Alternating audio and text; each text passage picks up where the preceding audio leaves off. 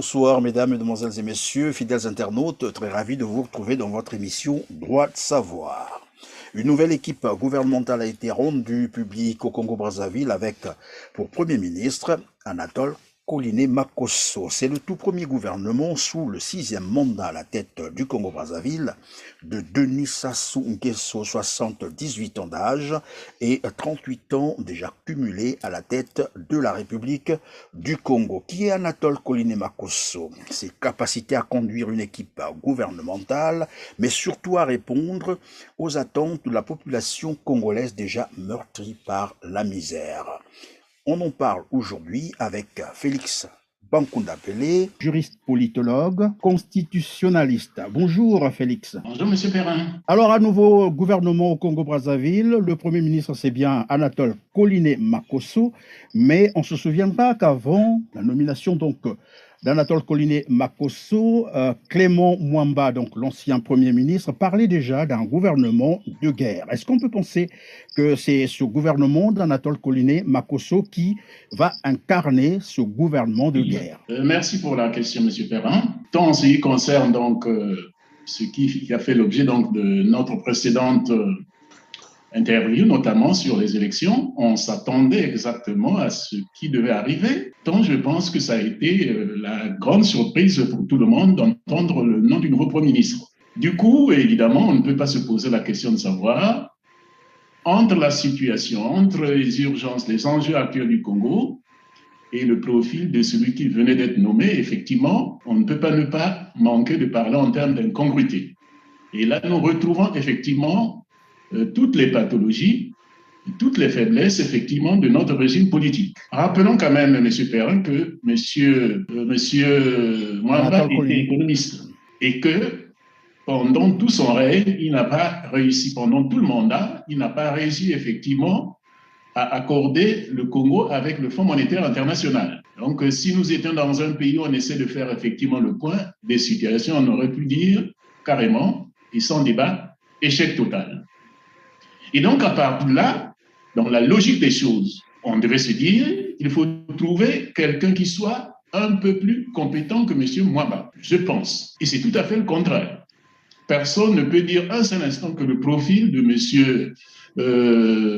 Koliné-Makosso répond aux enjeux et aux impératifs de leur personne. Et donc, je ne sais pas chez vous comment ça s'est passé, mais enfin, moi, j'ai reçu beaucoup d'appels des gens qui regardent le Congo et qui m'ont posé la question suivante.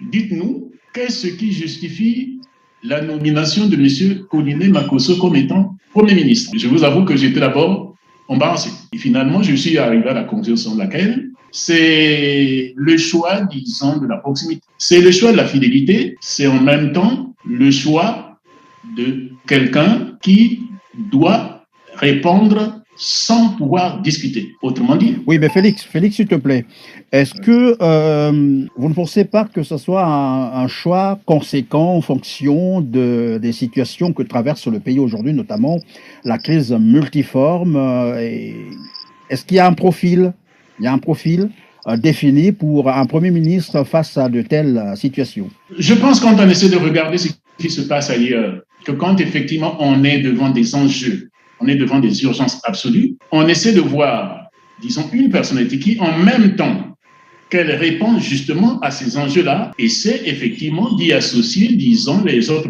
paramètres de la société, notamment les enjeux sociaux. Quand, franchement, disons, j'ai lu la nomination, j'ai écouté la nomination, je me suis posé plusieurs questions. Évidemment, on a en tête effectivement ce que voient tous les Congolais, disons, le fait que c'est d'abord et avant tout un régime, disons, qui prend, disons, au premier abord, effectivement, les questions personnelles, c'est-à-dire donc, effectivement, je vais dire, disons, celui qui va répondre aux besoins personnels des gens, c'est-à-dire aux besoins personnels de ceux qui dirigent. On arrive à cette mais enfin, je me suis dit, franchement, c'était difficile d'imaginer que dans des circonstances de l'heure, on choisisse uniquement, disons, la personne qui plaît, la personne qui, je vais dire, ne discute pas, la personne qui obéit. Mais enfin, je me suis rendu à l'évidence qu'il n'y a que ça. C'est d'abord et avant tout le choix d'un individu qui répond aux besoins, à l'ambition personnelle de celui qui a fait, disons, du Congo sa propriété. C'est effectivement le choix de quelqu'un qui se dit, ben oui, après moi, qui? c'est le choix, disons, d'un individu qui, je veux dire, vous permettez, disons, d'être un peu, pour une fois, disons, un peu vulgaire. C'est l'individu qui se fout, disons, de ses compatriotes, de leurs besoins, de leurs intérêts, de leurs préoccupations. En tout cas, c'est, je vais dire, disons, la conclusion que j'en ai tirée. Et donc, de ce point de vue, quand vous me posez la question de savoir, oui, est-ce que, non, très franchement, je ne suis pas sûr qu'il y ait un parmi, disons, je vais dire, les Congolais, en dehors, effectivement, des fanatiques, qui puissent dire que le profil de celui qui a été nommé répond, effectivement, aux préoccupations, disons, aux enjeux de l'heure. Voilà. Mais, honnêtement, ça ne devait pas nous étonner, puisque nous parlons du Congo depuis longtemps. Qu'est-ce que l'on en sait? Tout ce que l'on sait et que l'on souligne, disons, depuis très longtemps, c'est qu'on fonctionne dans l'incongruité totale, absolue. Donc, du point de vue, disons, de l'observation, ça ne devait pas nous étonner. Autre élément qui peut permettre, effectivement, de comprendre, c'est se dire, mais enfin, nous savons que, je vais dire, disons, les problèmes du Congo, disons, sont recensés par tous les observateurs internationaux pour dire tel élément, et ces éléments, c'est quoi? Premièrement, quand on regarde, on se dit que, oui, permettez, disons, de répéter, c'est quand même, disons, un pays qui, je vais dire, disons, devient la propriété d'une famille, d'un groupe d'individus, c'est-à-dire donc qui est pillé en permanence et de façon décomplexée. Et que, justement, nous sommes à un moment où les gens sont en train de se dire, mais finalement, comment ça va se passer? Moi, je vous rappelle ceci, M. Perrin. Quand il a été élu dans son discours d'investiture, M. Sassou, disons, conformément, disons, à ses habitudes, a remis en scène la question, disons, de la rigueur, pour dire que, effectivement, disons, on ne laissera personne échapper, effectivement. Mais moi, ça m'étonnait, je tombais comme d'habitude de lui, parce que moi, j'ai suivi le 3e congrès extraordinaire du l'UP, c'était, disons, en 1969, c'est-à-dire au moment où M. Sassou Nguesso a été investi pour la première fois. C'est-à-dire, donc, après qu'il ait renversé, donc, le général Joachim Yombi au Congo, il a fallu attendre le 3e congrès extraordinaire en juillet 1969 pour qu'il soit investi. Et je me rappelle une formule qu'il avait utilisée. Si quelqu'un détourne l'argent de l'État, personne ne le protégera. Et je vous en prie, il l'avait répété 3 fois, et je me rappelle encore comme hier, tous les membres du comité central qui se lèvent et qui acclament, disons, comme on dit là-bas, de façon prolongée pour dire, voilà ce que le discours qu'on attend. Et quand je le réentends, là, ça dit donc 79, donc, disons, 2001, franchement, près de 45 ans après, on se pose la question de savoir, mais dans quel monde on vit? Donc, c'est du même au même. Très franchement, moi, ça peut paraître un peu, je me dis très sincèrement que ce régime se fout des gens, se fout des Congolais. Mais pourtant oui. Mais à l'inverse, vous me permettez de terminer, à l'inverse, quand effectivement vous essayez de regarder, disons, le profil de la personne, mais il répond parfaitement aux ambitions personnelles et familiales, disons, du pouvoir. Clairement, je pense que personne ne s'est pas trompé. Les ambitions, oui, Félix, vous parlez des ambitions du pouvoir.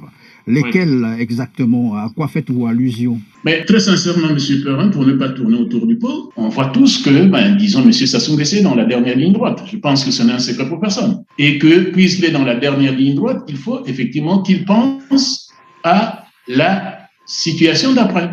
Puisque nous savons quand même qu'il veut continuer, disons, à gouverner ce pays jusqu'à outre-tombe.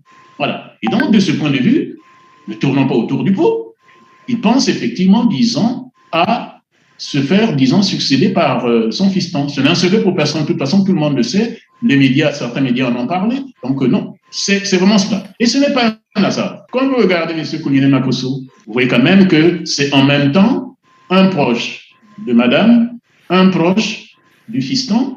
Et donc, voilà à peu près, je vais dire, disons, les éléments qui ont déterminé sa nomination à ce poste-là. Et vous rappelez quand même, je ne sais pas si les Congolais, disons, s'en rappellent, mais lors de la présentation de l'ouvrage, permettez, disons, pour le moins ridicule, du jeune fiston, vous vous rappelez l'intitulé certainement, ce que je crois, M. Kouliné Makosso était à ses côtés. Et je me rappelle quand même de cette phrase du fils providentiel faisant la remarque suivante aux Congolais, il faut laisser ces histoires de jalousie, ça ne rapporte rien. Franchement, on se pose la question de savoir, mais jalousie de quoi? Par rapport à quoi? Tout ce qui fait quand même la personnalité, disons, du fiston, c'est que il s'est enrichi sur le dos des Congolais. Donc, ça veut dire que, dans son esprit, il considère que piller massivement son pays comme il l'a fait, c'est un exploit et que les Congolais doivent lui envier. En dehors de cela, c'est quoi? Oui, quand même, je veux dire, quand nous parlons en termes de valeurs, oui, quand même que là, franchement, je pense qu'on est dans l'inversion des valeurs. Monsieur Kouliné Makosso est à côté du jeune homme qui présente effectivement, disons, ce que je crois, Et quand on lui pose la question, il dit que non, il faut laisser la jalousie. Donc, il considère que d'avoir réussi à piller massivement, disons, son pays est un exploit que les Congolais lui ont dit. Tout est dit là. Oui. Donc, voilà, ça ne souffre pas d'équivoque.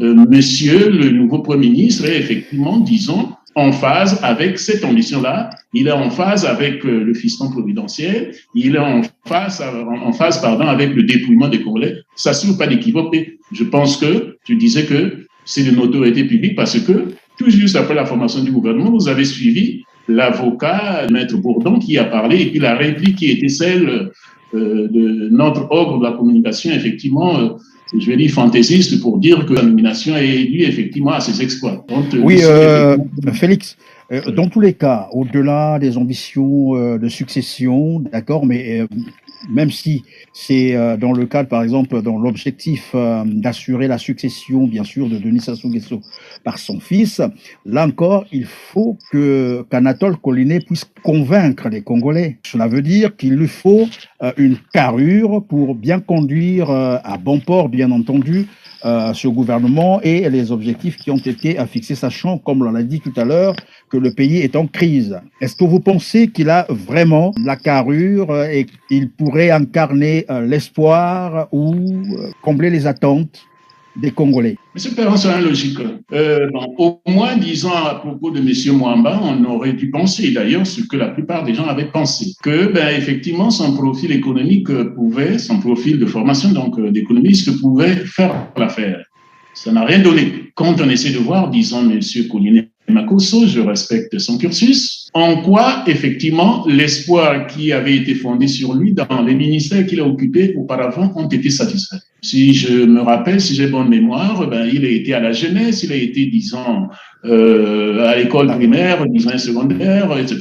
En quoi ça a été satisfait? Parce que, le fait que, finalement, la bêtise ait pris plus de place que le reste dans notre pays, on se pose les questions essentielles. Normalement, dans la logique des choses, quand effectivement on doit nommer quelqu'un, on essaie de faire le bilan de ce qui a été bien, ce qui a été positif dans les ministères qu'il a occupés auparavant. Très sincèrement, quand on voit l'état de l'école aujourd'hui, l'état de l'école, je ne sais pas si j'ai entendu comme ça dans un débat congolais, quelqu'un qui était en train de parler des nouveaux classements, disons, internationaux pour dire que, oui, le Congo a tel niveau. Non. C'est au niveau de l'accès à l'enseignement. Je ne sais pas pourquoi, disons, les Congolais ont pris cette manière, disons, de cafouiller. Le Congo, on le place à un niveau élevé sur l'accès à l'école. Donc, ça, c'est du classique.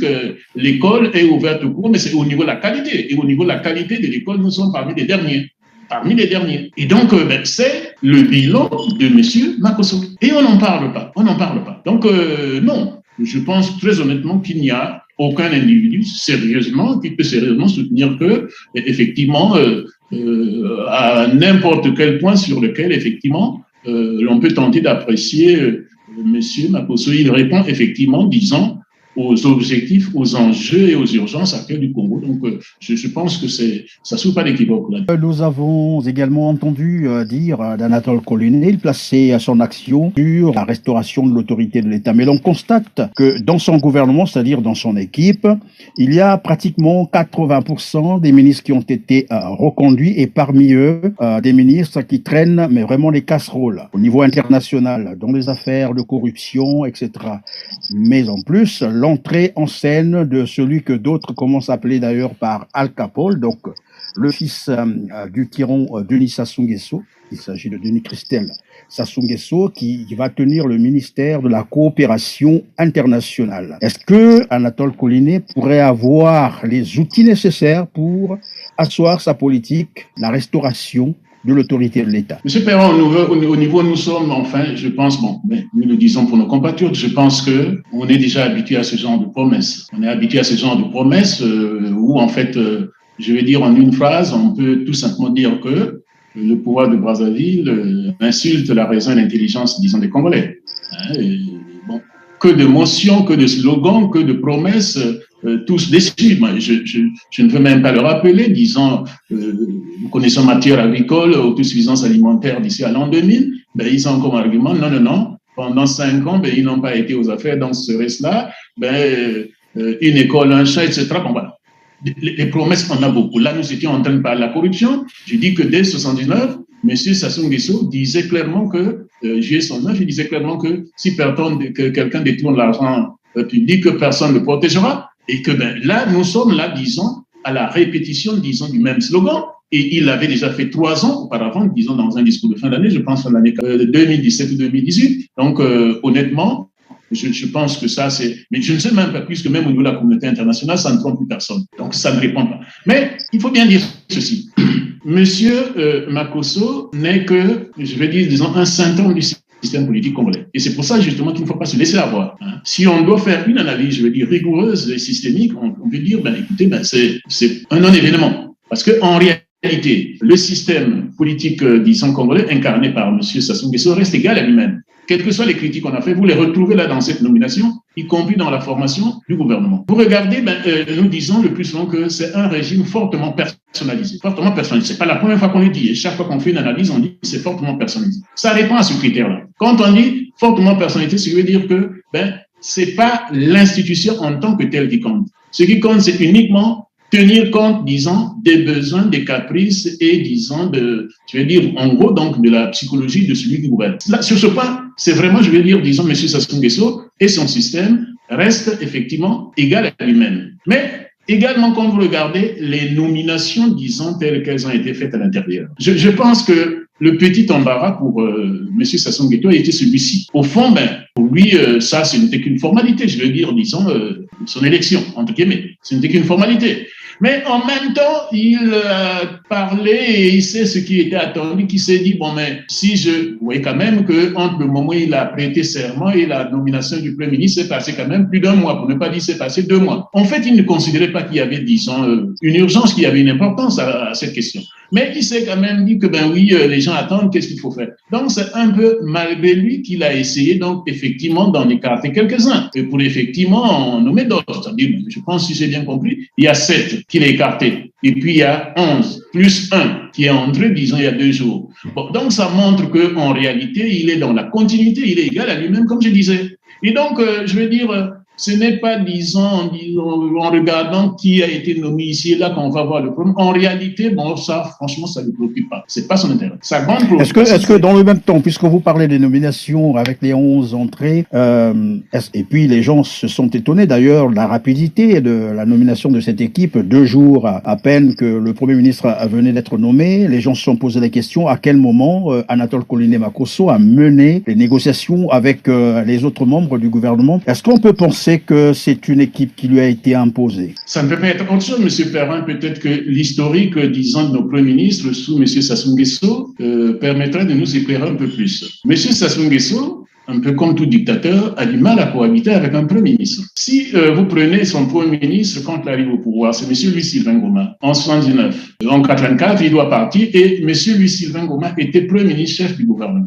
Il en a eu marre. Ça dit que, franchement, il pensait qu'il n'avait pas suffisamment de pouvoir alors qu'il en avait déjà trop. Je vais parler, disons, de M. Sassou Nguesso lui-même. Qu'est-ce qu'il fait donc, effectivement, après la nomination de M. Après donc la fin, disons, du règne de M. Louis-Sylvain Ngoma, c'est-à-dire 5 ans après, il nomme un nouveau Premier ministre, mais en modifiant le statut du Premier ministre. Il était Premier ministre et non plus chef du gouvernement. Modification dans la Constitution en 1984. Oui. Donc, pour dire que, alors que du point de vue de l'observation objective et, je vais dire, pratiquement générale, il en avait trop, mais il trouvait qu'il n'en avait pas trop. Il fallait que, disons, le nouveau Premier ministre, à la personne de M. Pougui, soit uniquement un commis, c'est-à-dire quelqu'un qui ne fait que exécuter ce qu'il lui demandait. Donc, il devait lui enlever la qualité, donc, effectivement, de chef du gouvernement. Vous voyez donc. Et puis, voilà, une fois qu'effectivement, monsieur, disons, Pougui également est resté ces 5 ans, il le dégage, effectivement, parce que je ne vais pas aller chercher ailleurs que les aveux, ou plutôt les dénonciations que fait monsieur Pougui lui-même à la conférence nationale. Il a avalé des couleuvres. C'est lui-même qui le dit à la conférence nationale pour tous ceux qui l'ont suivi. Il dit ce dont il a souffert, que franchement, écoutez, entre autres anecdotes, il raconte celle-ci, que oui, le président, avant d'aller se reposer dans le nord du pays, il demande qu'il y ait 1 milliard. Et quand il y arrive au bout de 3-4 jours, il dit qu'il faut qu'il lui envoie encore 1 autre milliard. C'est M. Pougui qui le raconte à la conférence nationale et qui dit qu'il était estomaqué. Il s'est dit, mais enfin, comment est-ce qu'il peut avoir dépensé 1 milliard en 3 jours? Pour lui ajouter encore, il dit, mais qu'est-ce qu'on peut acheter, disons, dans son petit village d'Oyo? Oui. Donc, ça, ce n'est qu'un cas parmi tant d'autres. remarquez que, en fait, il n'en a pas monopole. Je dis bien que les dictateurs ont du mal à vivre en cohabitation avec les premiers ministres. Si vous prenez, disons, le cas du pays voisin, dont, je vais dire, disons, le président vient d'être tué, je veux parler du Tchad, vous l'avez compris. Ben, lui, en 30 ans, il a eu 17 ministres au total. C'est-à-dire que la moyenne du vie d'un ministre, d'un premier ministre, c'était 1 an et demi. Il y a même des premiers ministres qui n'ont vécu que 3 jours, parfois, disons, 4-5 mois, ainsi de suite. Et puis, à la fin, il a décidé, lui également, que, ben oui, je n'ai plus besoin de plan. En 2018, il a éliminé le poste. Oui. Donc, c'est ce qui se passe avec M. Sassou Nguesso. Donc, quand M. Pungi s'en va pour effectivement l'avènement de la démocratie, je vais dire, disons que nous sommes là à la fin des années 90, M. Sassou Nguesso nomme un autre Premier ministre en la personne de M. Souplati Poiti, qui va prendre prétexte, disons, d'une maladie en France, et puis carrément c'est la peau d'escampette. Pour ceux de nos compatriotes qui disent souvent qu'au Congo on ne démissionne pas, M. Souplati Poiti a pris la peau d'escampette. Oui. Et quand il revient après, je vais dire, son coup d'État de 97, tout est clair. Il n'a plus nommé de Premier ministre. Il n'avait plus nommé de Premier ministre. Monsieur, dont on disait que ben, c'était effectivement le Premier ministre de fait, donc M. Mvouba, était là, mais je veux dire, formellement, il n'était pas Premier ministre. Donc vous montrez quand même, c'est-à-dire vous voyez quand même qu'il a du mal à cohabiter avec un Premier ministre, parce que le Premier ministre au sein de l'exécutif, en même temps que c'est en quelque sorte l'aide du président, mais c'est également un petit contrepoids, je veux dire un petit contrepoids au sein de l'exécutif. Et donc, comment voulez-vous que dans un système dictatorial, le Premier ministre, disons, puisse coexister, c'est-à-dire puisse jouer le jeu normal d'un Premier ministre interpasse, c'est-à-dire d'un un Premier ministre parmi tant d'autres. Vous voyez que c'est difficile. Donc, ce que l'on voit là, c'est tout simplement que, en fait, pour M. Sassou Nguesso, le Premier ministre est uniquement un exécutant, rien qu'un exécutant. Et quand il ne joue pas ce rôle-là, il n'a pas de raison d'être. Est-ce qu'on peut penser que Clément Mwamba a vécu, disons, le même traumatisme, qui ne supportait plus cette manière de faire où le président de la République s'accapare de tous les pouvoirs, mais gère tout, un vrai despote? Monsieur Mwamba est suffisamment, disons, averti pour savoir que, en fait, c'était pour la forme qu'on avait pris. Donc, c'est pas sous cet angle qu'il aura, disons, avalé les couleuvres. Je pense que là où il a avalé les couleuvres, c'est dans, en quelque sorte, l'image que les gens pouvaient se faire de lui en se disant que c'est un économiste et que la situation du Congo, quand il est arrivé, était foncièrement économique et qu'on attendait effectivement, en quelque sorte, les décisions d'un Premier ministre qui est économiste. Moi, je pense que là où il a vécu, je veux dire, disons qu'il a dû vivre cela mal, c'est du point de vue du regard, effectivement, de la communauté financière internationale, mais également des observateurs avertis. Mais du point de vue de sa cohabitation avec M. Sassou Nguesso, je pense qu'il est suffisamment averti pour ne pas l'avoir vécu mal. Il savait exactement que c'était un rouage inutile, je vous dis bien inutile. Mais aussi tout simplement parce qu'il trouvait bien son compte, je vais dire, sous l'angle que vous imaginez, très facilement, qui est celui, effectivement, de se renflouer un peu les poches. Et donc, on peut penser que son échec sur les négociations avec le FMI est dû évidemment à ce manque de marge de manœuvre que... C'est dû particulièrement à la nature du système, je veux dire, disons, politique congolais, et je pense que tout le monde l'a compris. Nous avons vécu là un moment où il y a eu le plus de pillage, tout le monde le sait. Donc, de ce point de vue, je pense que M. Mwamba ne pouvait prendre aucune décision. Ça, tout le monde le sait. On peut en parler uniquement pour en parler, mais je pense que tout le monde... Bon, la preuve est là, il passait quand même 100 ans à dormir, nous le voyons tous. Donc, non, dans ce genre de système politique, je le répète, et je viens de faire un peu d'historique pour démontrer, la vision qu'a effectivement le dictateur d'un premier, c'est un rouage. Vraiment, c'est un rouage uniquement pour, je vais dire, disons, en quelque sorte, disons, s'occuper des affaires courantes, mais pas un poste à décision, ça c'est clair et net. Voilà. Monsieur Mwamba le savait. Mais maintenant que le Congo est confronté à cette difficulté où le FMI exige bien entendu le respect des 48 mesures, on parle en ce terme, est-ce qu'il pourra laisser donc Anatole Coliné Makosso réussir sur ce point, puisque c'est un impératif aujourd'hui pour le Congo? Je me rappelle d'une phrase du général de Gaulle, en 58, quand il va devenir président de la République. Un journaliste interpelle et lui demande « Général, est-ce que vous allez respecter les libertés ?» Il avait 67 ans à ce moment-là. Et il dit ceci, ce n'est pas à 67 ans que je vais devenir dictateur. Ce n'est pas à 67 ans que je vais commencer une carrière de dictateur. C'est exactement comme ça qu'il répond. Très franchement, M. Perrin. Est-ce que vous pensez qu'à 78 ans, M. Sassou Nguesso peut commencer une carrière de bon gestionnaire ou de démocrate. Parce que la gestion économique, je vais dire ce qu'on appelle la transparence, la bonne gouvernance, c'est effectivement, disons, le reflet d'un démocrate, c'est-à-dire de quelqu'un qui gère bien. C'est-à-dire que ce que l'on appelle au plan politique la démocratie, au plan financier, ça s'appelle effectivement, disons, la bonne gouvernance. Est-ce que l'on peut rêver un seul instant qu'à 78 ans, M. Sassou Nguesso va devenir bon gestionnaire? Évidemment non. Évidemment non. Donc, je pense qu'on ne peut pas rêver cet temps-là. Son ambition est ailleurs et cette ambition se reflète effectivement dans la nomination de celui qu'on vient de voir. C'est uniquement pour commencer à préparer l'après-dictateur lui-même, c'est-à-dire, je veux dire, sa succession. Ce dont nous parlons là, c'est-à-dire donc, je veux dire, les enjeux économiques qui sont pourtant, je veux dire, d'acuité. C'est loin de ses préoccupations.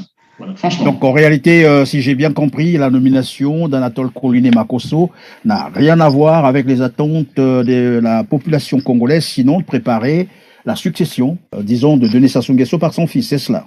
Moi, c'est la réponse que j'ai donnée à certains Français qui m'ont posé la question de savoir exactement qu'est-ce qui pouvait justifier cette nomination. Je leur ai dit cela.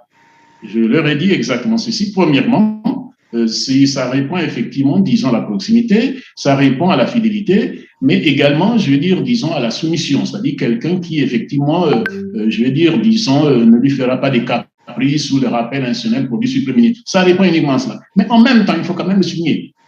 Nous savons quand même que la guerre de succession était engagée au sein du clan au pouvoir depuis un certain temps. Donc là, c'est l'amorce du choix. Mais en même temps, je vais dire, ça va soulever des hostilités au sein du clan. Ce qui veut dire qu'à ce niveau, nous sommes quand même, comme dans toute guerre de succession, je vais dire, disons, en quelque sorte, disons, dans une situation qui peut nous surprendre. Qui peut nous surprendre. Pourquoi? Comment vont réagir ceux qui pensent également que après, disons, M. Sassou Nguesso, ça devrait être eux. Parce que nous avons un problème dans ce pays. Tout individu qui s'enrichit massivement et illégalement pense que il a le pouvoir pour gouverner. C'est ça le problème, puisqu'il a multiplié, disons, les milliardaires au sein de son camp.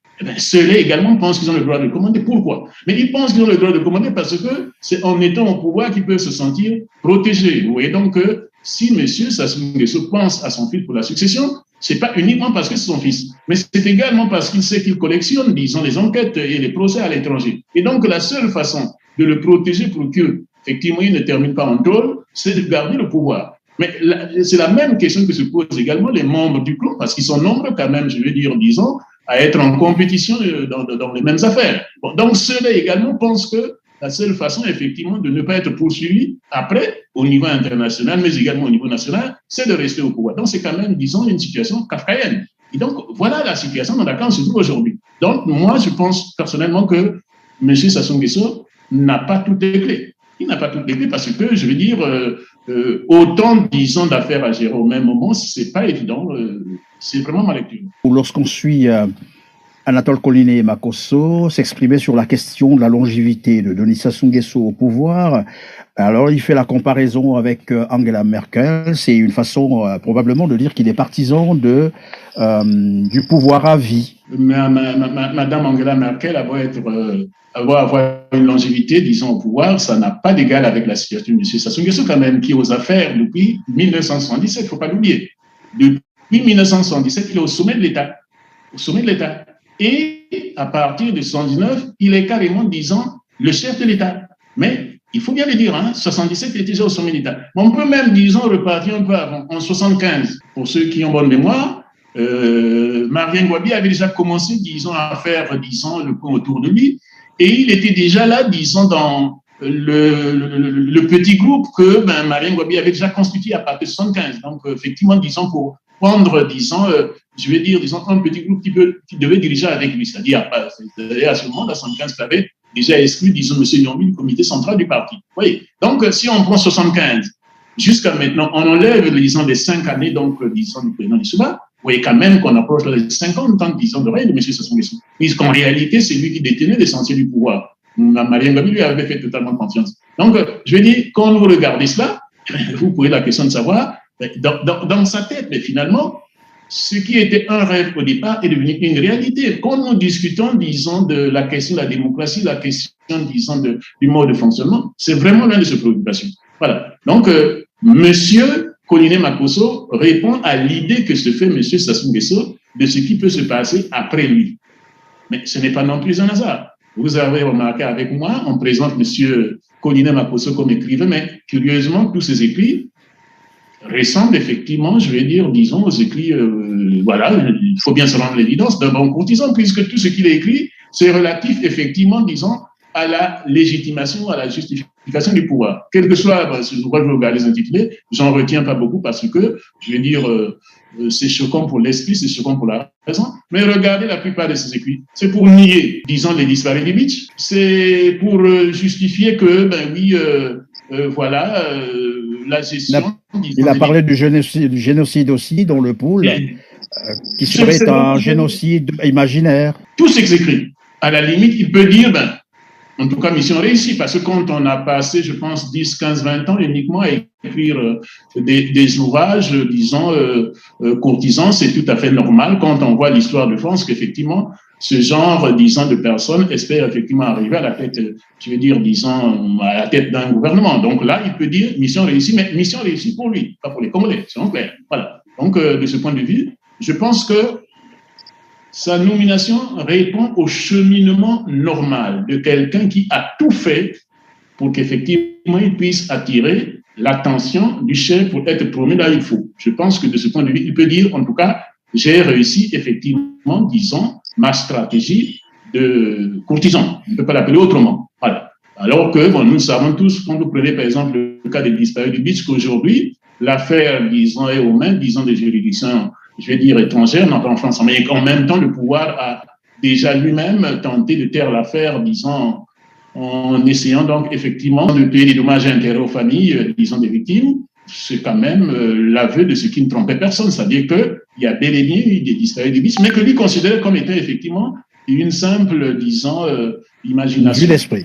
Il s'est exprimé également sur les prisonniers politiques, mais alors lui, il nie carrément qu'il n'y a pas de prisonniers politiques au Congo, ni des prisonniers d'opinion. Qu'est-ce qu'on peut attendre finalement d'Anatole Colline Makosso dans son action concernant, bien entendu, sinon les solutions politiques, puisqu'il faut rappeler que le Congo court à une crise politique aiguë depuis l'élection présidentielle de 2016. J'espère que les Congolais comprennent effectivement pourquoi M. Mokoko doit rester effectivement en prison pour M. Sassou Nguesso. Puisque la grande mission de M. Sassou Nguesso, c'est de se faire succéder par son fils. Vous imaginez que lui ayant assis toute la légitimité du pouvoir, toute la légitimité de son pouvoir sur la force, sur l'armée, c'est doute qu'il ne faut pas qu'il y ait un homme de pointe dans l'armée qui gêne effectivement ce projet-là. Voilà, je pense, le problème de M. Mokoko. Quand, disons, M. Makosso dit que ce n'est pas un prisonnier politique, mais quel est l'objet de son emprisonnement entre nous? Il dit que c'est un prisonnier de droit commun. C'est ce qu'il dit. Et tout le monde sait ce que c'est qu'un prisonnier de droit commun. Il a volé quoi? Il a tué qui? C'est un prisonnier politique, puisque quand on essaie de prendre effectivement ce qui est officiellement annoncé par le tribunal, c'est quoi? Atteinte à la sûreté de l'État. C'est politique, ça. Ce n'est pas, je vais dire, disons, un crime de droit commun. Disons, atteinte à la sûreté de l'État, c'est politique. Qu'ils nous disent, donc, quand ils disent que c'est un crime de droit commun, qu'ils disent effectivement le motif. Mais quand j'essaie de voir le motif invoqué par la justice elle-même, c'est pour atteinte à la sûreté de l'État. C'est une affaire politique. Ça ne souffre pas d'équivoque. Donc là, nous sommes dans le solipsisme parfait, donc effectivement, qui caractérise effectivement la plupart de tous ceux qui ont été avec M. Sassou Nguesso, parce que M. Sassou Nguesso, c'est cela. C'est essentiellement le solipsisme, c'est-à-dire que la vérité se passe dans sa tête. La vérité, ce qu'il veut lui. Et qu'il plaque, disons, auprès du monde entier comme étant effectivement la vérité, c'est-à-dire, je veux ceci, voilà donc effectivement ce que c'est que la vérité. Et tous ceux qui ont été autour de M. Sassou Nguesso, sans exception, ça je vous le dis. Moi, je passe beaucoup de temps à voir effectivement comment on raisonne, comment parlent tous ceux qui ont été les proches collaborateurs de M. Sassou Nguesso, tous baignent dans le solipsisme. C'est-à-dire qu'ils sont capables de vous dire, disons, du jus que c'est du whisky. Ils sont capables de vous dire d'une femme que c'est un homme. Et vous voyez ça chez M. Colline Makosso. Enfin, c'est un juriste, me dit-on. Mais comment peut être juriste et puis dire que c'est un prisonnier de droit commun, sans nous dire exactement l'objet, effectivement, de son emprisonnement. Alors qu'officiellement, la justice elle-même dit que, il est, disons, incarcéré pour atteindre la sûreté de l'État. La sûreté de l'État, c'est quoi? C'est une affaire politique. C'est une affaire politique, ce n'est pas une affaire de droit commun. Voilà, donc là, Félix, le temps qui nous est imparti touche pratiquement à sa fin. Ça sera probablement la dernière question. Il y a eu donc l'entrée en scène de celui que les Congolais commencent à appeler par Al Capone. Je ne sais pas si ça te dit quelque chose. Il s'agit bien sûr de Denis Christel Sassou Nguesso, qui a fait son entrée dans le gouvernement, vous l'avez d'ailleurs rappelé, qui va donc gérer le ministère de la coopération internationale. Mais à côté, il y a un ministère des Affaires étrangères. Vous êtes aussi politologue, constitutionnaliste.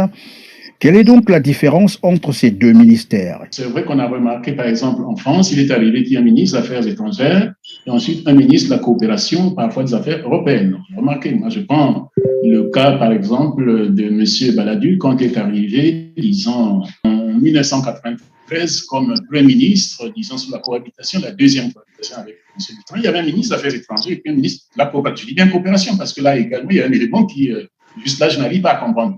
Puisque M. Denis Christel est ministre de la coopération internationale. Je ne sais pas honnêtement ce que c'est. La coopération, elle est toujours internationale. Elle n'est quand même pas de coopération interne. C'est autre chose. Voilà. Donc, au niveau de la qualification, je vais dire qu'il y a un problème, mais on sait ce que, je vais dire au moins dans son esprit, puisque je venais de le dire, chez lui, tout se passe dans sa tête. Ce qu'il veut, c'est tout simplement vouloir, premièrement, donner une envergure internationale, disons, à son fils, c'est-à-dire donc mettre, disons, son fils, disons, la main à l'étrier. Voilà ce qu'il veut en premier lieu. Donc, effectivement, l'accompagner chaque fois, disons, le mettre chaque fois dans sa mallette pour le montrer. Il l'avait déjà fait en fait, mais là, en droit, il faut effectivement qu'il l'accompagne. Mais c'est aussi pour le protéger contre effectivement des éventuelles poursuites, parce que je pense que les affaires s'accélèrent. Si je m'en tiens à ce qu'a dit le ministre, disons, l'avocat, disons, maître William Bourdon, bon, donc effectivement, c'est également pour le protéger. Voilà. Donc, je pense que quand on voit effectivement la façon dont M. Sassou Nguesso l'a précipité, ben, ça montre que là, effectivement, la situation s'accélère, c'est-à-dire il est en train, je veux dire, disons, d'aller un peu plus vite dans la satisfaction de ces ambitions-là. Voilà. Donc, ça, c'est clair. Bon, maintenant, moi, je me suis posé la question de savoir exactement qu'est-ce que cela pouvait avoir comme effet, pas au niveau de ceux qui sont des fanatiques de M. Sassou Nguesso, mais au niveau, je veux dire, disons, des observateurs ou des partenaires du Congo. Et notamment, principalement, vous voyez donc le Fonds monétaire international. Puisque, justement, la question du Congo, c'est une question de crédibilité. Oui, c'est une question de crédibilité financière. Tous les institutions financières internationales savent que M. Denis Christel Sassou est un homme à casserole. Et que c'est celui-là qu'on va effectivement, disons, hisser, on va donc promettre, disons, au niveau du gouvernement, à un moment où, effectivement, disons, le Congo est dans les pires difficultés. Oui. Donc, quand nous étions en train de parler au départ, disons, de l'incongruité, disons, des nominations et, disons, du pouvoir en place, je pense que rien que cette nomination résume la situation. Voilà, la nomination de M. disons, Sassou Fils résume effectivement cette incongruité, mais également, je vais dire, disons, le dédain qu'on a pour le peuple et pour le Congo, je vais dire, les attentes du Congo. Quand on veut effectivement résoudre un problème qui, aujourd'hui, quand on parle du Congo au niveau de la Société financière internationale, c'est le manque, disons, de crédibilité. Et qu'on assure la promotion de celui qui illustre également les mots du Congo. Que franchement, on en tire, disons, quelles conséquences. Voilà. Mais en même temps, ça montre que le Premier ministre, quel qu'il soit, en l'occurrence M. Makosso, c'est bien le contraire, puisqu'effectivement, il a accompagné, je vais dire, disons, le fiston dans ces bêtises, me permettez l'expression, puis je disais qu'il l'a accompagné au moment de la publicité pour son ouvrage. Bon, donc c'est le fait que, en fait, ce qu'on attend du Premier ministre, c'est pas effectivement de tenter d'élever la voix ou, disons, de rationaliser les choses comme il a prétendu, effectivement, dans ce moment. C'est tout à fait le contraire. Mais enfin, ça, je pense que les Congolais en sont déjà habitués. Hein. On se moque d'eux, tout simplement. Bien voilà, c'est la fin de cette émission. Merci Félix Bankunda Pelé. Je rappelle que vous êtes juriste, politologue et constitutionnaliste. Nous reviendrons vers vous toutes les fois que besoin sera. Quant à vous, chers téléspectateurs, vous avez été vraiment aimable et merci de vous avoir donc compté parmi nos followers. Et on se retrouve donc prochainement, mais d'ici là, portez-vous bien. Merci.